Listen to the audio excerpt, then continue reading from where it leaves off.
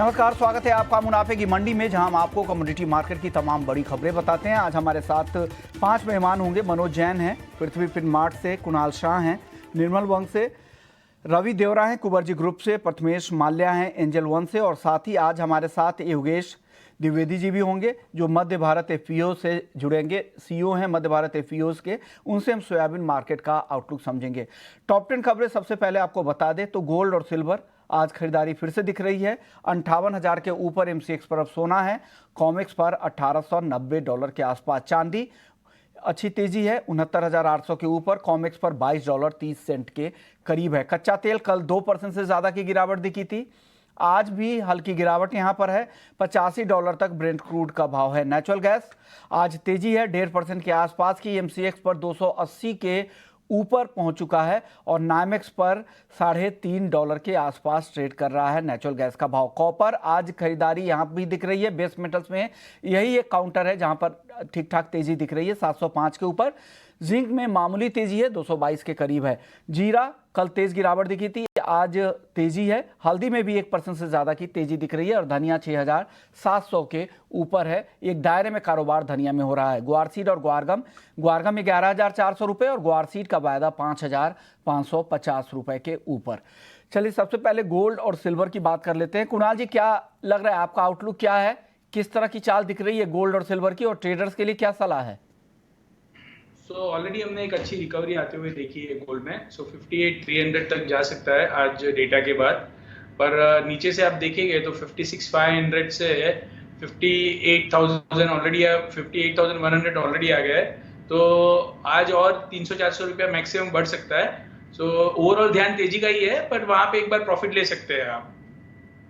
नहीं, थोड़ी और तेजी आए तो प्रॉफिट ले सकते हैं, लेकिन जो मीडियम से लॉन्ग टर्म है उनके लिए चिंता नहीं है, ये तेजी आगे भी जारी रहेगी। मनोज जी, आपकी सलाह क्या है ट्रेडर्स के लिए, बताइएगा क्या करना चाहिए इंट्राडे के लिए गोल्ड सिल्वर में? नमस्कार विश्वमोहन जी, जहां तक सोने की बात है तो इंट्राडे में बिल्कुल मैं भी कुणाल से सहमत हूं। 58,200 और 300 के आसपास यहाँ पे एक स्ट्रॉन्ग रेजिस्टेंस जोन जो है वो बना हुआ है। इंटरनेशनल मार्केट में भी 1900 यहाँ पे एक रेजिस्टेंस रहेगा और हम लगभग 2000 पॉइंट की जो है रिकवरी निचले स्तरों से देख चुके हैं। तो ट्रेडर्स के लिए सलाह है कि एक बार यहाँ लॉन्ग की पोजीशन में मुनाफा वसूली करें। फ्रेश बाइंग के लिए थोड़ा वेट करना चाहिए और जो लंबी अवधि के जो निवेशक है वो अपनी पोजीशन को होल्ड रख सकते हैं। लेकिन हाँ, सिल्वर में यहाँ पे मोमेंटम अभी भी पॉजिटिव नजर आता है। $22.55 जो है इंटरनेशनल मार्केट में आज देखने मिल सकता है। तो चांदी में यहाँ पे 69,600 के स्तर पर बाइंग की सलाह रहेगी इंट्राडे के लिए। स्टॉप लॉस जो लगाना है 69,100 का लगाना है और लक्ष्य यहाँ पे 70,500 का लेकर के चलना है। ओके, तो ये सलाह सोने और चांदी को लेकर यहाँ पे खरीदारी की सलाह मनोज जी की तरफ से भी आ रही है। रवि जी, आपकी सलाह गोल्ड सिल्वर पर? गोल्ड में पर्टिकुलर लग रहा है कि जिस हिसाब से रिकवरी है, शायद यहाँ से 200-300 पॉइंट की और रिकवरी आ सकते हैं। मेरा रिकमेंडेशन रहेगा अगर कुछ डिक्लाइन आता है तो वहां पे एक बाइंग की अपॉर्चुनिटी ढूंढनी चाहिए। 57,900 के करीब बाय करें, टारगेट रख सकते हैं 58,500 का। 57,600 के स्टॉप लॉस के साथ आप बाय कर सकते हैं। सेकंड रिकमेंडेशन सिल्वर में बाइंग की रहेगी, पर सिल्वर में थोड़ी डीप पे बाय करें। 69,580 के करीब अच्छा सपोर्ट है, वहां पे बाय करें। स्टॉप लॉस लगा सकते हैं 69,200 का। 70,500 तक के लेवल की मैं उम्मीद कर रहा हूँ। तो मुझे लग रहा है कि जिस हिसाब से ट्रेजरी नीचे, डॉलर इंडेक्स भी थोड़ा फ्लैट टू नेगेटिव चल रहा है, तो इसका एक पॉजिटिव इंपैक्ट यहाँ आता हुआ दिख सकता है। हालांकि सेकंड हाफ में जो सीपीआई इन्फ्लेशन के यूएस के डेटा है काफी इंपॉर्टेंट है, वोलेटिलिटी बढ़ सकती है, तब एक बार आप मुनाफा वसूली कर लीजिएगा। ओके, तो रवि जी को भी लग रहा है कि यहाँ पर आज खरीदारी करके ही जाए, लेकिन जो यहाँ पर जो टारगेट दिए रहे हैं उस टारगेट का ध्यान रखिएगा, वहाँ पर मुनाफा वसूली भी ज़रूर आप करके जाए। 57,900 के लेवल पे खरीदना है 58,500 के टारगेट के लिए।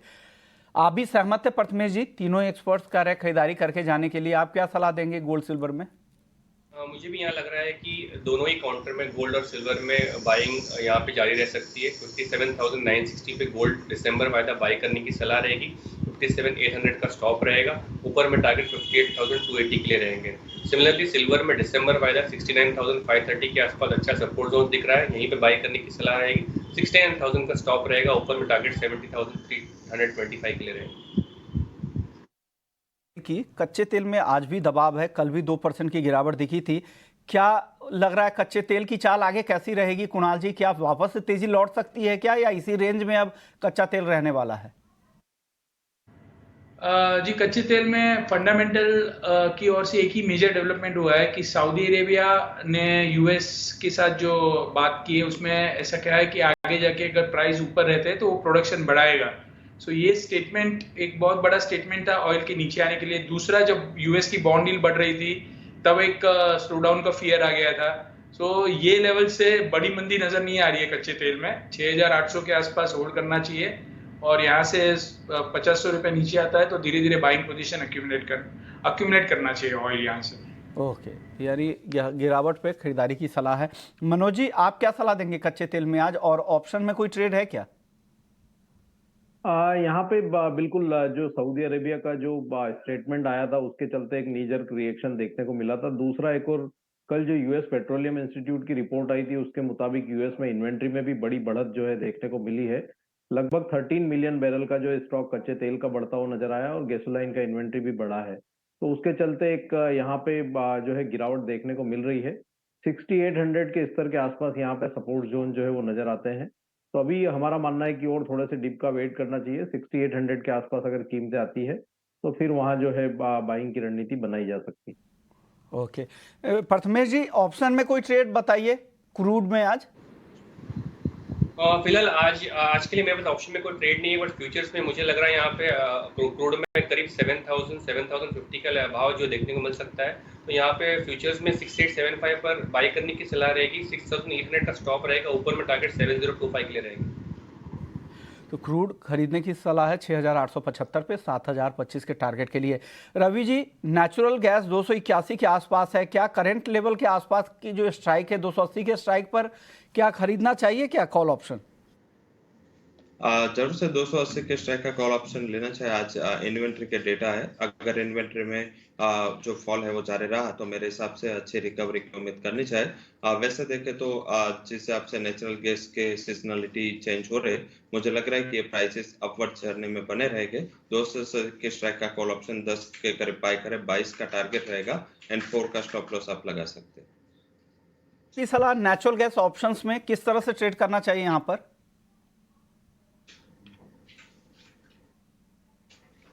मनोज जी, आपसे मेरा सवाल था, नेचुरल गैस ऑप्शंस की ट्रेडिंग रणनीति बता रहे थे रवि जी, 280 के स्ट्राइक की कॉल खरीदने की सलाह। क्या आप मोहर लगा रहे हैं? आपको भी लग रहा है उसी स्ट्राइक की कॉल खरीदे, या कुछ आउट ऑफ मनी के स्ट्राइक की कॉल खरीदना चाहिए? मेरा मानना है कि यहाँ पे अभी एक्सपायरी में काफी लंबा समय है, तो थोड़ा आउट ऑफ मनी की कॉल ऑप्शन जो है वो ले सकते हैं। 300 की जो कॉल ऑप्शन है अभी 5 रुपए के आसपास चल रही है। 4 रुपए में यहाँ बाइंग की सलाह रहेगी। 1 रुपए का स्टॉप लॉस रखे, और लक्ष्य यहाँ पे 10 रुपए का रहेगा। यहाँ पे मोमेंटम पॉजिटिव बना हुआ है। हमारा मानना है कि एक अच्छी बढ़त यहाँ आने वाले दिनों में भी देखने को मिलेगी। कुणाल जी, आपको भी लग रहा है यहाँ से तेजी ही रहेगी, और जो ये कॉल खरीदने की सलाह दे रहे हैं इस पे आप भी मोहर लगाएंगे? फंडामेंटल तेजी के ही है, आप बाय कर सकते हैं मौजूदा स्तरों पे भी, और कॉल भी बाय कर सकते हैं। 280 की मुझे तेजी लग रही है। नेचुरल गैस के भाव धीरे धीरे 300 305 हो गए। ओके, यानी सिमिलर है। प्रथमेश जी, आप बताएं, आप नेचुरल गैस पर क्या कॉल दे रहे हैं आज? इसमें मोमेंटम तेजी का ही लग रहा है। 277 टू 80 के बीच में ही बाय कीजिएगा। मेरे ख्याल से 268 का स्टॉप लगाकर ऊपर में 290 और 295 के टारगेट इजीली आ जाएंगे। चलिए अब बात कर लेते हैं बेस मेटल्स की। बेस मेटल्स में आज कॉपर सबसे ज़्यादा मजबूत दिख रहा है, 705 के आसपास है। बाकी मेटल्स में सुस्ती ही दिख रही है। जिंक हल्की तेजी जरूर है, लेकिन एकदम सीमित दायरे में कारोबार यहां पर हो रहा है। मनोज जी, बेस मेटल्स में आज क्या करना चाहिए? टॉप ट्रेड आपके लिए आपकी तरफ से क्या है आज? मनोज जी, आपसे मेरा सवाल था बेस मेटल। बिल्कुल, यहाँ पे हम देख रहे हैं कि बेस मेटल्स में एक बहुत ही दायरे का ट्रेड जो है बना हुआ है, और कॉपर का हम देख रहे हैं कि एलएमई में जो $8,000 है उसके आसपास ट्रेड हो रहा है, और भारतीय बाजारों में भी 700 के स्तर कॉपर जो है होल्ड करता हुआ नजर आ रहा है। तो 702 के स्तर पर अक्टूबर वायदा में बाई की सलाह रहेगी। 698 का स्टॉप लॉस लगाए, लक्ष्य ऊपर में 710 का यहाँ पर लगा करके चले। टारगेट के लिए कॉपर खरीदने की सलाह है। ये तेजी कंटिन्यू आगे हो सकती है, 5 रुपए और बढ़ सकता है। कुणाल जी, आप क्या सलाह देंगे? बेस मेटल्स में कहां पे ट्रेड करना चाहिए आज? चाइना स्टिमुलस की बातें चल रही है तो थोड़ा शॉर्ट कवरिंग आ सकता है मेटल्स में। लंबी तेजी नजर नहीं आ रही है। एक पुल बैक आ सकता है अगर कोई चाइना से रियली कुछ आता है कंस्ट्रक्टिवली। सो आप कॉपर में बाई कर सकते हैं या जिंक में बाई कर सकते हैं। कॉपर अराउंड 710 तक जा सकता है, जिंक अराउंड 225-26 तक आपको ट्रेड करते हुए देखने मिल सकता है। ओके रवि जी, आपकी कॉल क्या है? बेस मेटल्स में आज कोई एक काउंटर अगर चुनना हो तो किस पर दाव लगाएंगे आप? मेरे हिसाब से चाइना का रिलेशन कॉपर के साथ काफी स्ट्रांग है। कॉपर को ही बाय करे। कॉपर 702 के करीब बाय करे। स्टॉप लॉस लगाए 697 का, और अपर साइड मुझे लग रहा है कि 712 से 714 तक के लेवल की उम्मीद करनी चाहिए। थोड़ा शॉर्ट कवरिंग ट्रेड होगा तो कॉपर में जो मोमेंटम है कंपेरेटिव थोड़ा फास्ट होगा, तो वहां पे मुझे लग रहा है कि बाय करना चाहिए। ओके, यानी कॉपर यहाँ पे खरीदारी की सलाह। प्रथमेश जी, आपकी कॉल, आप भी कॉपर ही खरीदारी की सलाह देंगे आज? कॉपर में मैक्सिमम कॉन्फिडेंस दिखाई दे रहा है। मुझे भी 711 से 712 कॉपर जाते हुए दिख रहा है, तो कॉपर में 703 के आसपास बाई करने की सलाह रहेगी। 699 का स्टॉप रहेगा, टारगेट ऊपर में 711 712 रहेंगे। उसके अलावा अगर जिंक में मेरे ख्याल से 226 तक पॉसिबिलिटी दिखाई दे रही है, तो जिंक में भी एक रिकवरी पॉसिबल दिख सकती है। चलिए अब बात कर लेते हैं एग्री मार्केट की। एग्री मार्केट में कल जीरे में काफ़ी गिरावट दिखी थी, लेकिन आज यहाँ पर हल्की रिकवरी दिख रही है। मनोज जी, क्या ये तेजी फिर से बढ़ेगी क्या यहाँ से? जीरे की नवंबर कॉन्ट्रैक्ट 54,600 के आसपास है, क्या करना चाहिए इस कॉन्ट्रैक्ट में जीरे में मनोज जी? एक अच्छी गिरावट देखने को मिली थी, उसके बाद एक रिट्रेसमेंट देखने को मिल रहा है, लेकिन बड़ी तेजी अभी यहाँ पे दिखाई नहीं दे रही है जिस तरह से डिमांड को लेकर के कंसर्न्स है। टेक्निकली हमारा मानना है कि 55,500 से 56,000 के दायरे में फिर एक यहाँ रेजिस्टेंस देखने को मिलेगा। तो यहाँ पे लोअर लेवल्स पे जिन्होंने भी बाइंग की है, ऊपर में 55,556 के दायरे में एक बार मुनाफा वसूली की सलाह रहेगी। हमारा मानना है कि यहाँ पे 53,300 अभी शॉर्ट टर्म में एक सपोर्ट जोन है।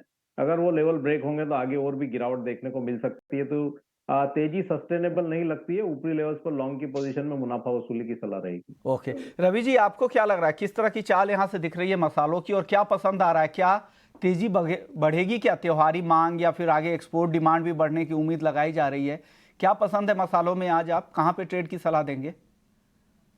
बेसिकली मसालों में जो तेजी थी काफी स्टीप थी, फंडामेंटल के आगे थी। अभी जो जीरा में मंदियार है उसमें एक सोइंग का फेयर फैक्टर है, जिस हिसाब से प्राइसेस है। शायद फार्मर का पहली पसंद रबी क्रॉप में यही रहेगी। तो जहां जहां राजस्थान गुजरात बेस मुझे लग रहा है कि सोइंग काफी अच्छी होगी। तो ये डेटा जब तक आने स्टार्ट नहीं होते तब तक बड़ी बाइंग, बड़ी अपसाइड की उम्मीद नहीं है। अगर आपको बाय करना है तो जहां पे डेटा आ चुके हैं वो टर्मरिक है। टर्मरिक में मुझे लग रहा है कि इतना स्टिप तेजी भी नहीं था, और सेकंड की उसके जो सोइंग के डेटा, उसके अराइवल्स एंड सब मार्केट को अनुमान है, तो मुझे लग रहा है कि वहां पे रिकवरी अच्छी आ सकती है। डिप पे 14,000 के करीब मिले तो नेक्स्ट कॉन्ट्रैक्ट बाय करे। स्टॉप लॉस 13,700 का लगाए। मुझे लग रहा है कि 14,700 तक के लेवल की उम्मीद करनी चाहिए। 2 से 3 ट्रेडिंग सेशन का ये व्यू रहेगा। चलिए मसालों के बाद अब सोयाबीन की बात कर लेते हैं। हमारे साथ योगेश द्विवेदी जी हैं, मध्य भारत एपीओ के सीईओ हैं। योगेश जी, शुक्रिया आपने वक्त निकाला हमारे लिए। सर, सोयाबीन के दाम क्यों नहीं बढ़ पा रहे हैं? क्या दिक्कत है? क्या क्वालिटी की वजह से दाम कारोबारी किसानों को नहीं दे रहे हैं या कुछ और वजह है? सोयाबीन में एक्चुअली जो आपको मालूम हुआ होगा कि मध्य प्रदेश में जो सितंबर महीने में जो प्रथम सप्ताह में जिस तरह पानी डिले हुआ था, इनफैक्ट अगस्त लास्ट वीक में, उसके कारण सोयाबीन की फसल को काफी नुकसान पहुंचा था, और पर्टिकुलरली उसकी क्वालिटी डिटेरिएट हुई है, जिसमें सोया साइज भी छोटी हो गई है, प्लस जो उसकी साइनिंग है और उसमें श्रिंकेज वगैरह ज्यादा हो गए। इसके अलावा जो पानी हुआ था, वर्षा था, उस समय जो शॉर्ट ड्यूरेशन वेराइटीज थी उसको भी नुकसान हुआ। और अभी ये हो रहा है कि मॉइस्चर भी ज्यादा है, अभी करीब 14% करीब मॉइस्चर आ रहा है, और इसके कारण जो सोयाबीन का रेट है वो एमएसपी से काफी कम है। एमएसपी चूंकि 4600 रुपए है, सरकार ने इस साल के लिए निर्धारित किया था सोयाबीन का, पर अभी जो बाजार में सोयाबीन बिक रहा है वो करीब 3500 से लेकर के और 4200 जा रहा है, मतलब एमएसपी से काफी कम है। और अभी व्यापारी मॉइस्चर की बात कर रहे हैं, क्वालिटी और मॉइस्चर की, मॉइस्चर ज्यादा है, और जो बहुत अच्छा क्वालिटी का सोयाबीन है वो भी 4200 जा रहा है, मतलब कि एमएसपी से कम है। तो कुल मिला के किसानों के लिए ये काफी बुरी खबर है। और सोयाबीन में अभी, और जिस तरह से अभी मार्केट में भी जो न्यूज आ रही है कि सरकार तेलों का इंपोर्ट बढ़ा रही है लगातार, तो सोयाबीन और भी प्राइस आज आया कि 5% और कम होने की संभावनाएं है। तो ये हमारे किसानों के लिए जो है ये शुभ संकेत नहीं है। जी जी। देंगे किसानों को? क्या आगे भाव बढ़ने की उम्मीद में उन्हें होल्ड करना चाहिए क्या? क्योंकि कई सारे किसान ऐसे हैं जो माल को होल्ड भी कर रखा होगा। एमएसपी से जैसा आप कह रहे हैं कि 3500 के आसपास बिक रहा है, यानी एमएसपी से करीब करीब 1000 से 1100 रुपए के आसपास नीचे भाव है, उनको होल्ड करना चाहिए, इस भाव पे नहीं बेचना चाहिए क्या? नहीं, अब ये बात है, लेकिन आपको ये भी हम लोगों को सबको मालूम है कि सरकार ने चूंकि जो अभी हमारा वायदा होता था सौदा, तो उसमें ऑलरेडी सरकार ने प्रतिबंध लगाया हुआ है जो ऑयल सीड्स क्रॉप है। अब किसानों के पास जो होल्ड अगर करते भी हैं, और वो बहुत रिस्क वाला होल्डिंग होगा, क्योंकि कुछ भी जरूरी ये नहीं है कि होल्ड करने से प्राइस बढ़ेंगे ही, ये कंपल्स, क्योंकि हमने कई बार ऐसा देखा है कि होल्डिंग के बाद भी प्राइस बढ़ते नहीं है, और जबकि कभी कभी इस तरह का होता है कि ऑफ सीजन में प्राइस बढ़ जाते हैं, क्योंकि अगर अभी जो सरकार की जो नीति दिख रहा है, जिस तरह से सोयाबीन तो तेलों का आयात पर्टिकुलरली जो है इंपोर्ट को सरकार बढ़ा रही है, तो उसको लेकर के देख करके ऐसा लगता नहीं है कि बहुत ज्यादा होल्डिंग से फायदा होगा। पर फिर भी हम लोग कोशिश कर रहे हैं कि एफपीओ के से हमारे जुड़े हुए लाखों किसान हैं, हम लोग कोशिश कर रहे हैं कि अभी थोड़ा सा होल्ड रुके, क्योंकि अभी जल्दीबाजी में ना बेचे, क्योंकि अभी तो प्राइस काफी कम है, और थोड़ा उसकी क्वालिटी में भी हम लोग चाह रहे हैं कि अगर थोड़ा सुखा करके और इस तरह से बाज उसको मंडी में ले जाए, तो शायद हमें संभावना है किसानों को थोड़ा प्राइस ज्यादा मिलेगा। पर अभी जो नीतियां दिख रही हैं, उसके हिसाब से अब ऐसा लग नहीं रहा कि प्राइस आगे आने वाले समय में सोयाबीन का ज्यादा बढ़ेगा। योगेश जी, क्या अच्छी क्वालिटी के सोयाबीन के भाव अच्छे मिल रहे हैं क्या? 4200 रुपए, 4200 4300, तो वो भी 300 रुपए सोयाबीन का जो एमएसपी है उससे कम है। और ये जो तो अगर हम क्वालिटी के सोयाबीन है सर, मस्टर्ड की तो सरकार खूब खरीदारी करती है, सरकारी एजेंसियां, क्या सोयाबीन की खरीदारी के लिए सरकारी एजेंसी सामने नहीं आ रही हैं क्या? नहीं, अभी नहीं आई है, और सोयाबीन का अनफॉर्चुनेटली सोयाबीन के साथ सरकार ने बहुत ही रेयर केसेस में सोयाबीन खरीदा है। एक साल यहाँ पे कोरोना के पहले 2017-18 में भावांतर स्कीम में लागू की गई थी, उसमें सोयाबीन का कुछ फायदा किसानों को मिला था, लेकिन सोयाबीन की खरीदी पिछले 10 सालों में बहुत कम हुई है। बहुत ही रेयर केस में सोयाबीन की खरीदी की एमएसपी में की गई है। तो मैं इस बल्कि साल आपके तो चैनल चुनाव के भी है माध्यम से मध्य प्रदेश में, तो क्या चुनाव को देखते हुए भी सरकार खरीदने का मन नहीं बना रही है क्या? नहीं सर, अभी तो सर कुछ इस तरह की कोई सूचना नहीं है, ना ही किसी तरह का सरकार का कोई अभी कोई तैयारियां दिख रही हैं। तो बल्कि आपके चैनल के माध्यम से मैं गुजारिश करना चाहूंगा केंद्र और राज्य सरकार से कि कृपया जो है ये किसानों का जिस तरह के सोयाबीन के प्राइस कम हुए हैं और एमएसपी से कम में भाव में सोयाबीन बिक रहा है, तो हम निवेदन करना चाहें कि सरकार कितना खरीदे इसकी बात नहीं है, लेकिन अगर सरकार घोषणा करती है कि हम अगर भाव कम होंगे तो हम खरीदी करेंगे, तो शायद इससे मार्केट सेंटिमेंट्स में थोड़ा सुधार होगा, और हमारे किसानों को जो है वो जो मजबूरी में सोयाबीन बेच रहे हैं अभी कम भाव में, उससे शायद वो किसान भी रुकेंगे, और साथ में मार्केट में भी थोड़ा सा तेजी आने की उम्मीद हो सकती है। 10 सेकंड में जवाब दीजिएगा, सोयाबीन की लागत कितनी होगी किसानों की? सोयाबीन की देखिए लागत तो अगर हम बात करेंगे तो लगभग 2200 रुपए तो सोयाबीन का लागत हो जाता है, क्योंकि 2200 क्या करीब 2500 के ऊपर जा रहा है, क्योंकि जिस तरह से अभी फर्टिलाइजर का भाव बढ़ा है, तो लगभग 3000 आप मान के चलिए। लेकिन यानी कम से कम उनको जो लागत एमएसपी जो सरकार ने तय कर रखा है वो तो मिलना ही चाहिए, और यही कहने की कोशिश आप एपीओज के बिहाफ पे और आपके किसानों के बिहाफ पे यही कहने की कोशिश कर रहे हैं, जो सरकार ने तय कर दिया है कम से कम जो सोयाबीन के किसान है उतना भाव तो मिल जाए, 4600 रुपए, वो भी नहीं मिल रहे हैं। 3500 रुपए पे किसान अब फसल बेचने को मजबूर है, क्वालिटी भी इस बार खराब है, तो भाव और भी कम दे रहे हैं व्यापारी वर्ग। चलते ग्वारसीड और ग्वारगम की क्या करना चाहिए मनोज जी? हल्की तेजी आज दिख रही है, लेकिन एक दायरे में ही कह सकते हैं, उस तरह का डिसाइसिव मूव किसी भी तरफ का नहीं आ रहा है ग्वारसीड ग्वारगम में, क्या करें अब? बिल्कुल एक सीमित दायरे का जो है कारोबार देखने को मिल रहा है, लेकिन हम देख रहे हैं विश्व मोहन जी की जो सपोर्ट लेवल है 5550 के, ग्वारसीड नवंबर वायदा काफी दिनों से होल्ड कर रहा है, तो डिप्स में या बाई की सलाह रहेगी। 5630-40 के आसपास आते हैं भाव, तो ऊपर में 5800 तक के लक्ष्य लेकर के चल सकते हैं।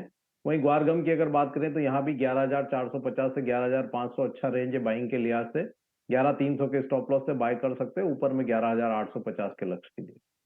ग्वारसीड ग्वारगम में आप क्या सलाह देंगे रवि जी? आपको क्या लग रहा है किस तरह की चाल, और कब तक एक तरफ की चाल दिखे, या तेजी या मंदी कुछ दिख नहीं रहे? क्या बाजार कंफ्यूजन में है कि किस तरह के उत्पादन के नंबर से आएंगे, उसका इंतजार है? कुछ और क्लैरिटी चाहिए बाजार को?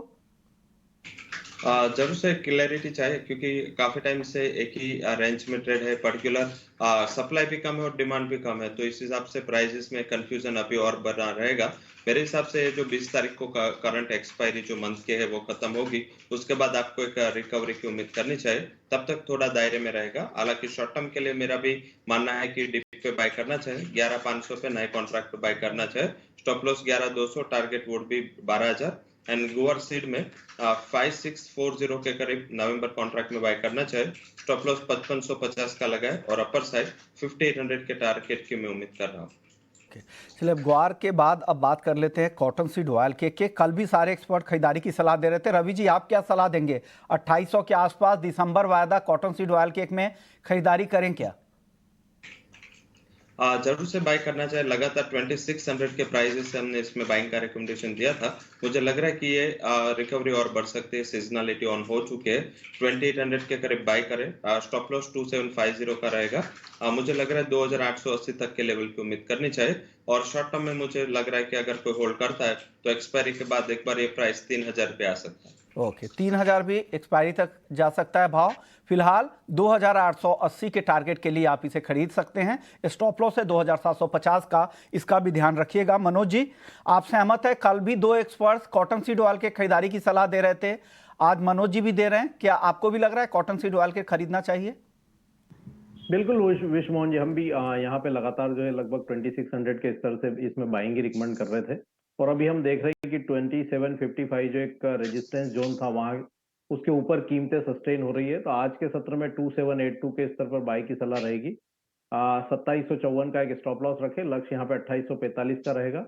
और थोड़ा सा अगर 2 से 3 दिन का लक्ष्य लेकर के चलेंगे तो 2920 तक के स्तर देखने को मिल सकता है। ओके, 3000 के लक्ष्य वो भी दे रहे थे, इनको भी लग रहा है 2920 भी जा सकता है। हालांकि पहला टारगेट रवि जी का 2880 और मनोज जी का 2845 रुपए का है कॉटन सीड ऑयल केक में। अब करेंसी मार्केट की चाल देख लेते हैं। आज एकदम सपाट है, 83 रुपए 19 पैसे पे $1 का भाव ट्रेड हो रहा है। कुणाल जी, क्या लग रहा है? काफी सुस्ती दिख रही है अब, हालांकि रिकॉर्ड निचले स्तरों के बेहद करीब है रुपया डॉलर के मुकाबले। किस तरह की चाल आपको आगे दिख रही है इसमें? हो सकता है 8330 के ऊपर नहीं लग रहा है। 8325 में सेल कीजिए। 8290 तक के लेवल आपको देखने मिल सकते हैं। ओके, यानी थोड़ी रिकवरी आ सकती है रुपए में। 8290, 8280 के आसपास भी, यानी 83 के नीचे वापस से रुपया आ सकता है और 8330 के ऊपर जाता फिलहाल नहीं दिख रहा है कुणाल जी को। प्रथमेश जी, आप क्या USD INR पर आपका व्यू? 8350 अपसाइड में और नीचे अगेन 8270, ऑलमोस्ट अराउंड 50 पैसे के 50 to 60 पैसे के रेंज में ये पर्टिकुलर काउंटर ट्रेड होगा। तो अपसाइड में सेल कीजिए, नीचे में थोड़ी सी रिकवरी पॉसिबल है। एक दायरे में रहेगा और दायरा 8330 के आसपास ऊपर में दिख रहा है और नीचे 8270 तक भी आ सकता है। शुक्रिया प्रथमेश जी आपका, कुणाल जी आपका, रवि जी और मनोज जी आपका भी बहुत बहुत शुक्रिया। मुनाफे की मंडी में